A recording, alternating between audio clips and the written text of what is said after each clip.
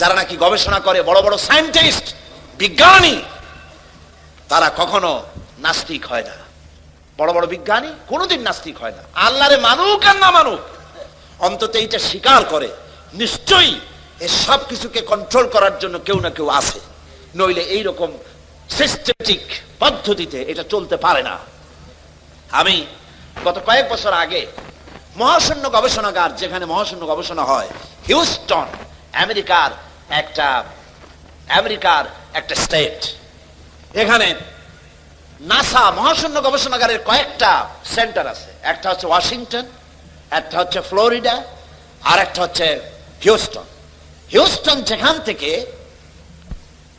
Michael Collins, Neil Armstrong যেখান থেকে তারা চাঁদে গমন করেছিল, সেই জায়গাটা, সেখানে আমি গিয়েছি। হিউস্টন ইউনিভার্সিটিতে আমার প্রোগ্রাম ছিল। ওরা আমার জন্য সময় বার করলো মহাশূন্য গবেষণাগার দেখার জন্য। 5 ঘন্টা সময়, 5 দিন লাগে দেখতে, বিশাল এরিয়া। আমি 5 ঘন্টা হাতে সময় ছিল, আমি দেখলাম, বিজ্ঞানীদের সঙ্গে কথা বললাম কিভাবে তারা চাঁদে গিয়েছিল। নীল আর্মস্ট্রং যে পোশাকটা পরে গিয়েছিলেন, সেই পোশাকটা এখনো আছে। যে গাড়িতে চাঁদে নেমেছিলেন, সে গাড়িটাও সেখানে আছে। সেখানে আপনার এই সামিয়ানাটার মতো এরকম একটা প্লেট লাগানো আছে, সেই প্লেটটা তামা। ওই প্লেটে লেখা আছে যে আমি যখন চাঁদে নামলাম তখন আমার কানে একটা আওয়াজ এলো। সে আওয়াজটা হচ্ছিল, আমি মিশরের রাজধানী কায়রোতে একটা সেমিনারে গিয়েছিলাম, দুপুরের সময় মসজিদের মাইক থেকে যে ধরনের আওয়াজ শুনেছি আমি, ঠিক চাঁদে পা রাখার সাথে সাথে ওই রকম একটা আওয়াজ আমার কানের মধ্যে প্রবেশ করেছে। পাগলেরা বুঝবে কি? 2 পাতা ইংরেজি বই, 3 খান বিজ্ঞানের বই পড়িয়া কয় সব বুঝেছি। কিচ্ছু বোঝো নাই, কিচ্ছু বোঝো নাই। আইনস্টাইন এত বড় মনীষী, মৃত্যুর সময় বলেছেন, জ্ঞান সমুদ্রের বেলাভূমিতে দাঁড়িয়ে সামান্য বালু কণা নিয়ে নাড়াচাড়া করলাম, জ্ঞানের অসীম অকুল সমুদ্রের কিছুই দেখতে পারলাম না। শেখ সাদী রহমতুল্লাহ আলাইহি বলেছেন, মৃত্যুর সময় মালুম শোধ কে হিচ মালুম না শোধ, সারা জীবন বসে সাধনা করে বুঝিলাম ইহা যে কিছুই বুঝিলাম না। কথা কি বোঝায়? মাথার মধ্যে আসে? আর এই ছাগল পাগল 2 দিন ইউনিভার্সিটির বারান্দা দিয়ে ঘুরছে, ডক্টরের ডিগ্রি একটা লাগাইছে, জনমের মতো ডক্টরের ডিগ্রি লাগায়। শকুনে যত গোস্ত খায়, এই গোস্ত যদি কিনে খাওয়া লাগতো তাহলে শকুনে এত গোস্ত খাইতে পারতো? লেখাপড়া তো আর লাগে না, এই সমানে ডিগ্রি লাগাচ্ছে ম্যানেজ করে। এই সব ডিগ্রির দাম নাই। কোরআন শরীফের জ্ঞান যার কাছে নাই, তার জ্ঞানের কোনো মূল্যই নাই। বিজ্ঞানীরা কিভাবে মহাশূন্যে গিয়েছেন, কেমনে গেলেন, কিভাবে গেলেন, সেগুলি সব আমি দেখেছি। আলহামদুলিল্লাহ, তাদের সঙ্গে আমি কথা বলেছি। বিশাল এই সোলার সিস্টেম, সৌরজগৎ। এই সৌরজগৎ বলতে আমরা কি বুঝি? সৌরজগৎ বলতে বুঝি সূর্য, চন্দ্র, পৃথিবী, নেপচুন, বৃহস্পতি, ইউরেনাস, মঙ্গল, এগুলিকে আমরা সোলার সিস্টেম, সৌরজগৎ বলি। কিন্তু এখানেই শেষ নয়। বিজ্ঞানীরা বলেছেন এই প্রত্যেকটি গ্রহের আবার আলাদা আরেকটা সোলার আছে, আরেকটা সোলার সিস্টেম রয়েছে, প্রত্যেকটির আলাদা আলাদা রয়েছে।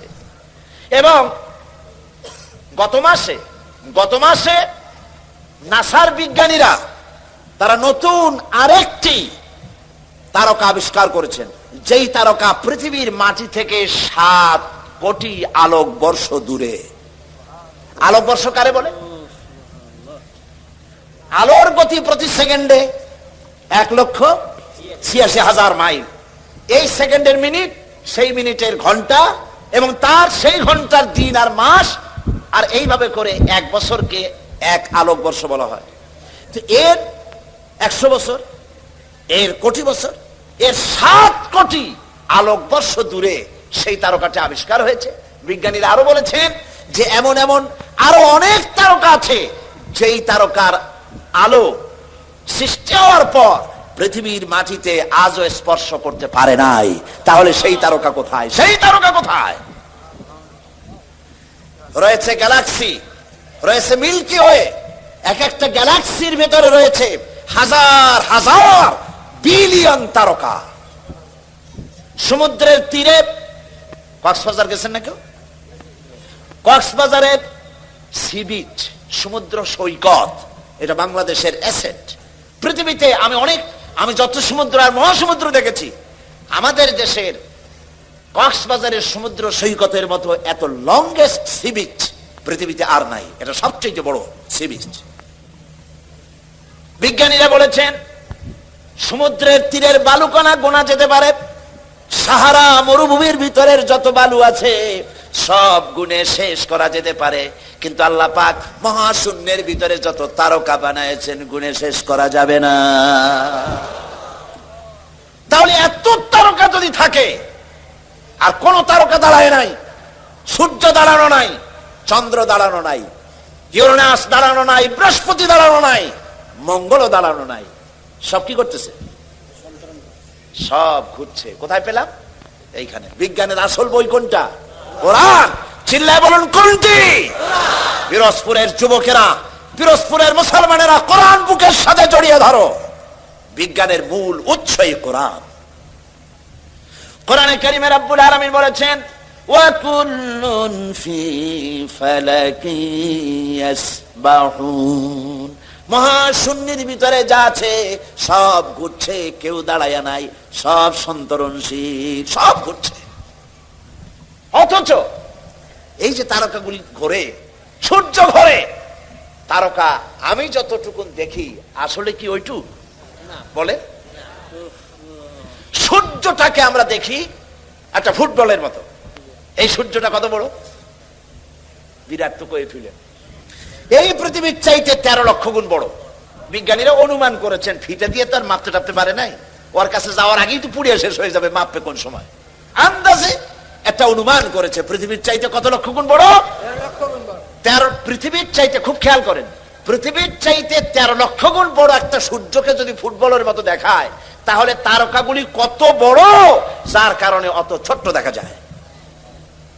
এই তারকাগুলি গ্যালাক্সির ভিতরে মিল্কি ওয়ের মধ্যে রয়েছে হাজার হাজার বিলিয়ন তারকা। সেগুলি কত বড়? বিজ্ঞানীরা বলেছেন যে সূর্য পৃথিবীর চাইতে 13 লক্ষ গুণ বড়, এইরকম 3 কোটি সূর্য খায়া পেটের মধ্যে রেখে দিতে পারে এইরকম হাজার হাজার তারকা আল্লাহ পাক মিল্কি ওয়ের মধ্যে গ্যালাক্সির ভিতরে তৈরি করে রেখেছে। তাহলে আমার আল্লাহ কত বড়! সুবহানাল্লাহ। যার সৃষ্টি এত সুন্দর, এত বিশাল, এই তারকাগুলি এখন মনে করা যাচ্ছে সূর্যের চাইতে তারকা বড় না। এই তারকা খাওয়ার আবার আর এক জন্তু আছে, তার নাম হলো ব্ল্যাক হোল। ব্ল্যাক হোল অন্ধ কুয়া। এই অন্ধকার কুয়া মহাশূন্যের ভিতরে একটা নয়, হাজার হাজার, কত হাজার আছে, বিজ্ঞানীরা গুণে কুল পায় নাই। সেই কুয়াগুলি কি? সেই অন্ধকার কুয়াগুলি হলো তারকাগুলি ঘুরতে ঘুরতে, কেউ তো দাঁড়ানো নাই, সবগুলি ঘুরতেছে। তারকাগুলি ঘুরতে ঘুরতে কোন এক মুহূর্তে যদি ব্ল্যাক হোলের রেঞ্জের ভিতরে যদি এসে যায়, বাচ্চা ছেলেরা বা আপনি মুখের মধ্যে চকলেট দিয়া এই চকলেট চুষে যেমন নিমিষে আপনি শেষ করে ফেলেন, খেয়ে ফেলেন, পৃথিবীর চাইতে যে তারকা, যে সূর্য 13 লক্ষ গুণ বড়, এরকম 3 কোটি সূর্য খায়া হজম করতে পারে যে তারকা, সেই তারকা ব্ল্যাক হোলের মধ্যে যদি পড়ে যায়, নিমিষের ভিতরে ব্ল্যাক হোল এবং তারকা খায়া হজম করে ফেলে দেয়। আল্লাহ রাব্বুল আলামিন আজ বিজ্ঞান আবিষ্কার করেছে ব্ল্যাক হোলের কথা, কিন্তু আমার নবীজি এই ব্ল্যাক হোলের কথা বলে রেখেছেন 1400 বছর আগে। আল্লাহ বলেছেন, আল্লাহ পাক বলেছেন ফালা উকসিমু বিমাওয়াকিন নুজুম, সূরা ওয়াকিয়া। আল্লাহ পাক বলছেন শপথ করি, কসম করি সেই পতিত স্থানের যেখানে তারকা সমূহ নিপতিত হয়। আজ বিজ্ঞানীরা আবিষ্কার করেছে তারকা নিপতিত হয় কোথায়? সেই ব্ল্যাক হোল তারা আবিষ্কার করেছে। মাথা ঘুরে গেছে, কি বিশাল পৃথিবী। আচ্ছা দেখেন, আপনাদের ঘরে মানচিত্র আছে না? একটু কথা কইলে আমি মজা পাই। মানচিত্র খুলে দেখুন, বাংলাদেশের মানচিত্রে পিরোজপুরের অবস্থান কতটুকু? একটুক হবে, তার বেশি তো হবে না। এশিয়ার মানচিত্রে বাংলাদেশের অবস্থান কতটুকু? একটুকুন হবে। পৃথিবীর মানচিত্রে বাংলাদেশের অবস্থান একটা কলমের নিপ পড়ার জায়গা, ঠিক না? তো পৃথিবীর মানচিত্রে বাংলাদেশের অবস্থা যদি এই হয়, তাহলে আল্লাহর এই বিশাল সোলার সিস্টেম সৌরজগতের মধ্যে পৃথিবীর অবস্থান কতটুকু, আর আপনার আমার মতো সলিমুদ্দি কসিমুদ্দির অবস্থান কতটুকু? কথা বোঝেন? কোনো হাস্তি নাই, কিচ্ছু নাই, সামান্য একটু দুদিনের ক্ষমতা, বাহাদুরি কি, হ্যান করেঙ্গে ত্যান করেঙ্গে, লাঠিকে আন্দার মুগুর ভরেঙ্গে। মাতবাড়ির ঠেলায় মানুষ অস্থির হয়ে যায়, আল্লাহরে চেনে না, আল্লাহরে অস্বীকার করে। হায় হায়, কি কপাল পোড়া। আল্লাহ পাক বলছেন, বলো আলহামদুলিল্লাহি রাব্বিল আলামিন, বহুমাত্রিক জগতের মালিক যিনি, তার প্রশংসা করো। শুধু একটা পৃথিবী বানান নাই, সহস্র সহস্র এভাবে জগৎ তিনি তৈরি করেছেন, একটা দুইটা না। শুধু তাই নয়, আলহামদুলিল্লাহি রাব্বিল আলামিন, প্রশংসা করো আল্লাহর। কোন আল্লাহর? যিনি রব্বিল আলামিন, যিনি রব, যিনি কি বলেন, যিনি কি, জোরে কোন? কোন রব? রব বলে কারে? রব বলা হয় তাকে যিনি, যার যতটুকুন যখন প্রয়োজন চাওয়ার আগে ওই সব জিনিস যিনি পৌঁছায় দেন, তার নাম রব। তার নাম আমার যখন দাঁতের দরকার ছিল, আল্লাহর কাছে চাওয়া লাগে নাই, দরখাস্ত করা লাগে নাই, সময় মতো আমার মুখে আল্লাহ পাক দাঁত পৌঁছায় দিয়েছেন, ঠিক কিনা? আল্লাহ পাক আমার শরীরটাকে বানায় দিয়েছেন, কোনো দরখাস্ত করি নাই, কোন আল্লাহর কাছে দরখাস্ত করা হয়নি। আমার হাত লাগবে, পাও লাগবে, নাক লাগবে, চোখ লাগবে, বড় লাগছে? কিছু বড় লাগে নাই। বিনা দরখাস্তে সুন্দর একটা বডি আমাকে দান করলেন, বলি আলহামদুলিল্লাহ। কোন আলহামদুলিল্লাহ?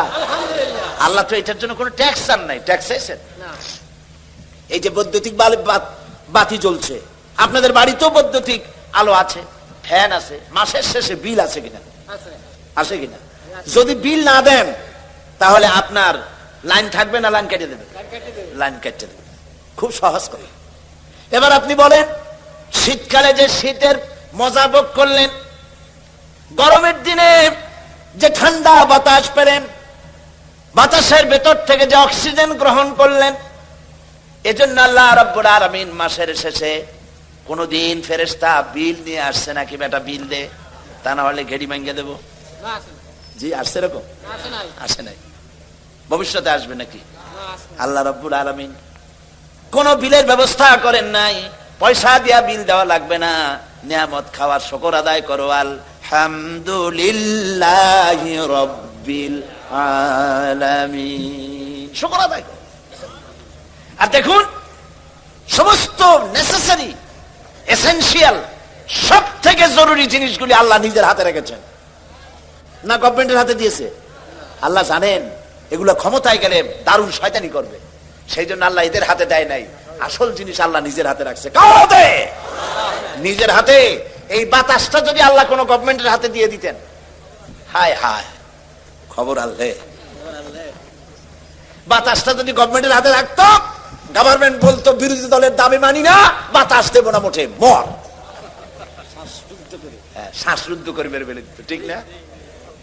পানি, বাতাস, অক্সিজেন, প্রাণী জগৎ বাঁচাতে যা লাগে এগুলি কার কন্ট্রোলে? আল্লাহ মানুষের হাতে দেয় নাই। মোটে সুযোগ পায় না, তাই কয় ভাতে মারবো, পানি পারবো। আর যদি সুযোগ পায় তাকে মারিয়ে ফেলাবে। এই জন্য আল্লাহ আসল জিনিস নিজের হাতে রাখছে। সুবহানাল্লাহ। আল্লাহ পাক এই বাতাস, পানি, অক্সিজেন দিয়ে মানুষকে বাঁচাচ্ছেন। সুবহানাল্লাহ। কি সুন্দর করে বডিটা বানালেন, তাকান। আমার নবীজি বলেছেন, আমার নবী বলেছেন, কেউ যদি আল্লাহর সৃষ্টি নৈপুণ্যতার উপরে, সৃষ্টির কলা কুশলতার উপরে একটা ঘন্টা গবেষণা করে, চিন্তা করে, তাহলে আল্লাহ রাব্বুল আলামিন ওই বান্দার আমলনামায় 60 বছরের নফল ইবাদতের সওয়াব লিখে দিবে। চিন্তা করো, মাথাটা দিছি, চিন্তা করো। আমরাও চিন্তা করি, মানুষে ঠকান যায় কি করিয়া, ইহা চিন্তা করা হয়। ওজনে কেমনে কম দেওয়া যাবে, খাদ্যে কেমনে ভেজাল দেওয়া যাবে, চাউলের মধ্যে আর কত তুষ মিশানো যাবে, এই হলো চিন্তা। খুদকুরা মিশানো যাবে, এমন পাথর মিশায় দন্ত চিকিৎসক পাশে ভাত খাওয়া লাগে, দাঁত কোনটা ভাঙবে তার তো ঠিক নেই। এইগুলো নিয়ে চিন্তা করে মানুষ, ঠিক কিনা কর? আল্লাহ কয় চিন্তা করো, গবেষণা করো, কেমনি বানাইছি, তোমার নিজের শরীরটা দেখো। আচ্ছা দেখেন, লক্ষ্য করুন পিরোজপুরবাসী, এই যে একটা বডি, শরীর, এটা কি শরীর, এই শরীরটার দিকে লক্ষ্য করুন তো। আল্লাহ শকরে মাথা নিচু হয়ে আসবে, এক্ষুনি সেজদা দিতে ইচ্ছে করবে। আপনার এই বডিটাকে উষ্ণ রাখার জন্য, বডিটা যদি হিম শীতল হয়ে যায় কি হবেন আপনি কোন? একেবারে খুব তাড়াতাড়ি মরে যাবেন, মোটেও সময় লাগবে না। তাহলে শরীরটা কি থাকতে হবে বলেন? গরম থাকতে হবে, উষ্ণ থাকতে হবে। শরীরটা গরম থাকে কিসে? রক্তের কারণে। কিসের কারণে? রক্তের কারণে। এই রক্ত হয় কি দিয়ে? রক্ত তৈরি হয় কার্বোহাইড্রেট দিয়ে। কার্বোহাইড্রেট কাকে বলে? কার্বোহাইড্রেট হচ্ছে 4 প্রকার: ডাল, ডাল জাতীয় খাদ্য; চিনি, চিনি জাতীয় খাদ্য; চাউল, চাউল জাতীয় খাদ্য; আটা, আটা জাতীয় খাদ্য। এই 4 প্রকার খাদ্যকে বলা হয় কার্বোহাইড্রেট।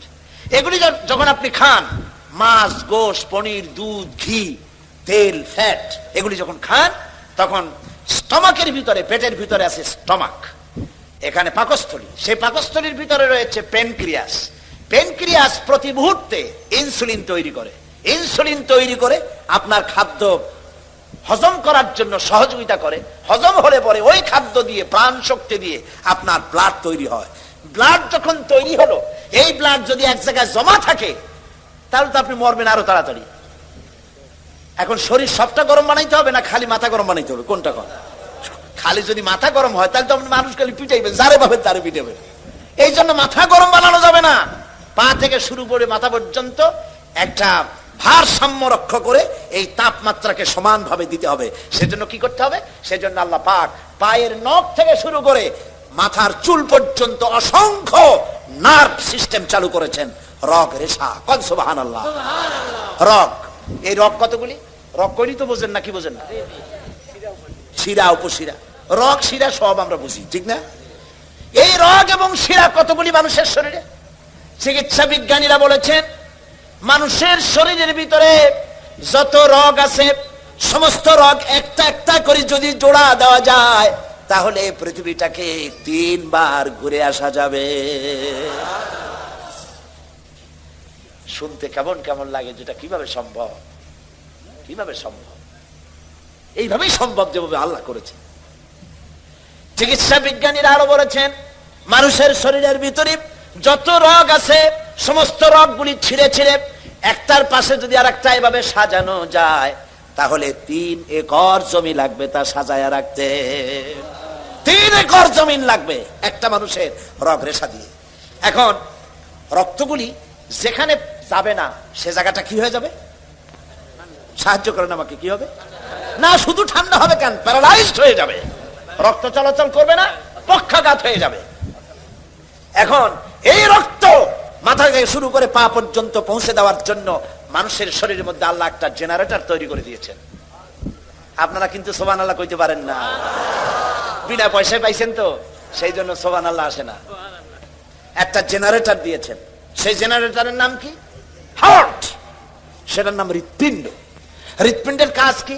হৃৎপিণ্ডের কাজ হচ্ছে সিস্টোলিক এন্ড ডায়াস্টোলিক, সংকোচন সম্প্রসারণ এরকম করা। চিকিৎসা বিজ্ঞানীরা বলেছেন মানুষের শরীরের সব বুঝি, কিন্তু হার্টটা এরকম এরকম করে কেন আজ পর্যন্ত চিকিৎসা বিজ্ঞানীরা আবিষ্কার করতে পারে না। এটা কেন করে? ওটা আল্লাহর হুকুম। এটা কি? আল্লাহর হুকুম। এরকম করছে, পাঞ্চিং করছে, আর রক্তগুলি প্রতি মুহূর্তে রগের মধ্য দিয়ে পা থেকে শুরু করে মাথা পর্যন্ত সাপ্লাই করে শরীরকে মৃত্যুর হাত থেকে রক্ষা করছে। শরীরকে এনার্জেটিক, শরীরকে সচল করে দিচ্ছে। এখন মানুষেরা খায় খুব বেশি, মানুষ কিন্তু না খাইয়ে মরে না, খাইয়েই মরে। পাঙ্গাসের পেটি, খাসির চর্বি, বড় বড় রসগোল্লা, এগুলা জম্মের খাওয়া খায়। খাইয়া মোছে তেল মাখে আর কয় যে কেমন খাওয়াটা হলো, কয় যে জুইত না, এত নাকি জুইত হয় না, এমন খাওয়া খায় গলায় আঙ্গুল দিলে পাওয়া যায়, পেটের উপরে উকুন মারা যায়। এই রকমের টাইট খাইয়া যারা খায় তাদের হার্টের যে আর্টারি আছে, যে মোটা মোটা রগের ভিতর থেকে রক্তগুলি সাপ্লাই হয়, সেই রগের ভেতরে চর্বি জমে যায়।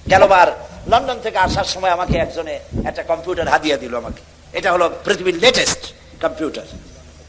এই কম্পিউটারের ভেতরে বটন টিপ দিলে পরে, মানুষের মাথায় আল্লাহ কি বুদ্ধিটা দিচ্ছেন চিন্তা করেন, বটন টিপ দিলে পরে সঙ্গে সঙ্গে সিস্টেম অনুযায়ী হাদিস, অন্তত 14,000 হাদিস সেখানে সাজানো আছে। আমি যদি চাই উজুর ব্যাপারে রাসূলুল্লাহ কি কি বলেছেন, আমি বাটন টিপবো, তখনই বুখারীতে কয়টা আছে, মুসলিমে কয়টা আছে, আবু দাউদে কয়টা আছে, নাসাইতে কয়টা আছে, বাইহাকিতে কয়টা আছে, শামাইলে তিরমিজিতে কয়টা আছে, 14,000 হাদিস সেট করা আছে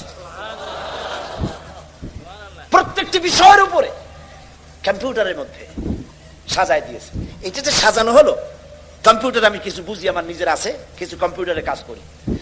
কম্পিউটারের ভিতরে একটা মেমোরি সেল আছে, সেটাকে ইংরেজিতে বলা হয় মাইক্রোচিপস। ছোট্ট 3 আঙ্গুল দিয়ে ধরা যায়, এই ছোট্ট 3 আঙ্গুল দিয়ে ধরা যায় মাইক্রোচিপস। এর ভিতরে 14,000 হাদিস আছে, এর মধ্যে অসংখ্য ডাটা আছে, অসংখ্য সেল আছে। পৃথিবীতে ডাটা যা আছে এর মধ্যে সব ঢুকানো যায়। বিজ্ঞানীরা বলেছেন কম্পিউটারের ডাটায় জানাই মানুষের ব্রেনে আল্লাহ এত মেমোরি দিয়েছেন, সেই মেমোরির ভিতরে পৃথিবীর সমস্ত তথ্য, ইনফরমেশন সবগুলি যদি ঢুকানো যায়, তারপরেও 100 ভাগের 1 ভাগ জায়গাও পূরণ হবে না। এ হচ্ছে সেই ব্রেন। এর কাজটা কি? রাস্তা দিয়ে আপনি হেঁটে যাচ্ছেন, ব্রেন আপনাকে কিভাবে বুদ্ধি দেবে দেখেন। রাস্তা দিয়ে হেঁটে যাচ্ছেন, অন্ধকার রাত, সামনে একটা সাপ পড়ে গেল। আপনারা বাড়ি যাওয়ার সময় যেন সাপ না পড়ে দোয়া করি, বলেন আমি। আবার চিন্তা করবেন সাপ পড়ছে, কাইলেন না যাই। রাস্তায় হেঁটে যাচ্ছেন, সামনে পড়ছে কি? সাপ। দেখছেন কি দিয়ে? চোখ দিয়ে। চোখ দিয়ে সাপ দেখার সঙ্গে সঙ্গে চোখ এটাকে ট্রান্সমিট করেছে বুদ্ধির কাছে। বুদ্ধি কোথায়? ব্রেনে। ওখানে চলে গিয়েছে। ব্রেন সঙ্গে সঙ্গে বলল হাতে লাঠি থাকলে পিটান মার, আর যদি লাঠি না থাকে অ্যাবাউট টার্ন ডাবল মার্চ, পিছে দৌড় মার। এই যে আপনি সাপ দেখলেন, সঙ্গে সঙ্গে দৌড় মারলেন, এই ডিসিশন নিতে সময় লাগছে কয় মিনিট? 1 সেকেন্ড। চোখ দিয়ে দেখলেন, ব্রেনকে ট্রান্সমিট করলেন, ব্রেন পাকে বলে দিল দৌড় মার, আর সঙ্গে সঙ্গে দৌড় মারলেন। সুবহানাল্লাহ। ব্রেনটাকে আল্লাহ ওখানে রেখে দিয়েছেন। আলহামদুলিল্লাহি রাব্বিল আলামিন। প্রশংসা করো সেই আল্লাহর যিনি তোমাকে সৃষ্টি করেছেন। সেই আল্লাহর সিজদা দিবা না? এত সুন্দর করে যিনি বানালেন, তুমি কি পারবা একটা জিহ্বার শুকরিয়া আদায় করতে? আর কেউ আল্লাহ নাই? নাউজুবিল্লাহ। কোরআন পড়ো না, যত হাবিজাবি গান শুনিয়ে বেড়াও। তোমার জিহ্বা দিয়ে আল্লাহর জিকির করো, আল্লাহর শুকর করো। এই জিহ্বাটা কত বড় নিয়ামত। একটি মাত্র টেস্ট মেশিন, নাম কি? জিহ্বা। বলেন নাম কি? এই জিহ্বা কত রকমের টেস্ট পাইলেন। বড়ের টেস্ট একরকম, টমেটোর আর এক রকম, লিচুর এক রকম, আমের এক রকম, কাঁঠালের আর এক রকম, জিলাপির এক রকম, সন্দেশের আর এক রকম, রসগোল্লার আর এক রকম, পাঙ্গাসের এক রকম, বোয়ালের আর এক রকম, পুঁটির আর এক রকম, ফুলকপির এক রকম, পালং শাকের আর এক রকমের, পুঁই শাকের আর এক রকমের, পোলাওর এক রকমের। না সবগুলি আলু ভর্তার মতো লাগে? সুবহানাল্লাহ কবেন না? এবার দেখেন, একটা জিহ্বায় এত টেস্ট পেলেন, এখন জিহ্বার উপরে না রেখে ওই খাবারগুলি জিহ্বার তলে ঢুকান। আজকে টেস্ট করেন, বাড়ি যেয়ে ভাত খাওয়ার সময় মাছ দিয়ে ভাত মাখায় দিয়ে জিহ্বার তলে ঢুকাই দেন, দেখেন কেমন লাগে। ভালো লাগবে? মোটেও ভালো লাগবে না। তো ভালো লাগার জায়গা কোনটা? আহারে, এমন সুন্দর জিহ্বাটা আল্লাহ দিল। আল্লাহর নাম কয়বার নিছেন? খাওয়ার সময় আলহামদুলিল্লাহ করেন, বিসমিল্লাহ কয়ে শুরু করেন নাই, আলহামদুলিল্লাহ কয়ে খান নাই, খাওয়াটার শেষেও আলহামদুলিল্লাহ করেন নাই। নাফরমানি হইল না? নাফরমানি হইল না? আবার খায় কি? বদ্দর লোক।